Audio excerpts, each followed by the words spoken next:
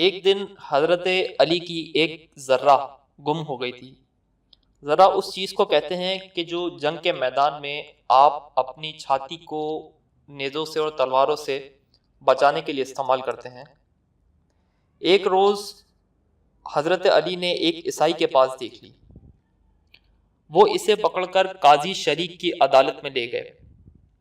یہ واقعہ حضرت علی کی خلافت کے زمانے کا ہے اور قاضی شریک حضرت علی کی ہی مقرر کردہ ایک قاضی تھے۔ حضرت علی نے عدالت میں پہنچ کر اپنا مقدمہ پیش کیا۔ انہوں نے ایک عام آدمی کی حیثیت سے یہ بیان کیا کہ کس طریقے سے عیسائی کے پاس حضرت علی کا ذرہ موجود ہے۔ قاضی شریک نے ان کے بیان سن کر عیسائی سے یہ پوچھا کہ کیا تم اس ذرے کے بارے میں کچھ بیان کر سکتے ہو، یہ بتا سکتے ہو کہ یہ ذرہ آپ کے پاس کہاں سے آیا؟ تو عیسائی یہ کہتا ہے کہ یہ ذرہ میری ہے۔ حضرت علی کے پاس کیا ثبوت ہے کہ یہ ذرہ آپ کی ہے؟ قاضی حضرت علی سے یہ پوچھتے ہیں۔ حضرت علی جواباً یہ کہتے ہیں کہ میں گواہ کے طور پہ اپنے بیٹوں کو پیش کر سکتا ہوں۔ حضرت علی نے یہ جواب دیا۔ قاضی نے فرمایا کہ بیٹوں کی گواہی عدالت میں قبول نہیں ہوتی۔ حضرت علی نے پھر فرمایا تو کیا میں اپنے غلام کو بطور گواہ پیش کر سکتا ہوں؟ قاضی نے پھر فرمایا کہ اس کی گواہی بھی منظور نہیں ہو سکتی۔ حضرت علی کہتے ہیں تب تو پھر میں اور کوئی گواہ پیش نہیں کر سکتا۔ یہ سن کر قاضی شریک نے یہ فیصلہ عیسائی کے حق میں دے دیا۔ وہ ذرہ لے کے چلتا بنا۔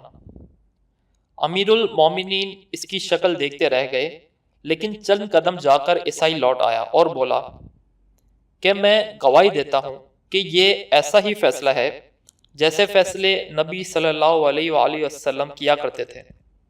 ایک امیر المومنین مجھے اپنے مقرر کردہ قاضی کی عدالت میں لاتے ہیں، عیسائی کہتا ہے، اور فیصلہ ان کے خلاف ہوتا ہے۔ وہ اسلام قبول کرتے ہوئے حضرت علی کے سامنے کہتا ہے کہ میں گواہی دیتا ہوں کہ خدا کے سوا کوئی عبادت کے لائق نہیں اور محمد صلی اللہ علیہ وسلم اللہ کے بندے اور رسول ہیں۔ اور پھر مزید یہ کہتا ہے کہ اے امیر المومنین یہ ذرہ یقیناً آپ کی ہی ہے۔ میں اس لشکر کے ساتھ کچھ دور تک گیا تھا کہ جو یہ صفین کی طرف روانہ تھا۔ راستے میں میں نے ایک اونٹ پر یہ ذرہ دیکھی تھی اور اسے دیکھ کر میں نے چرا لی۔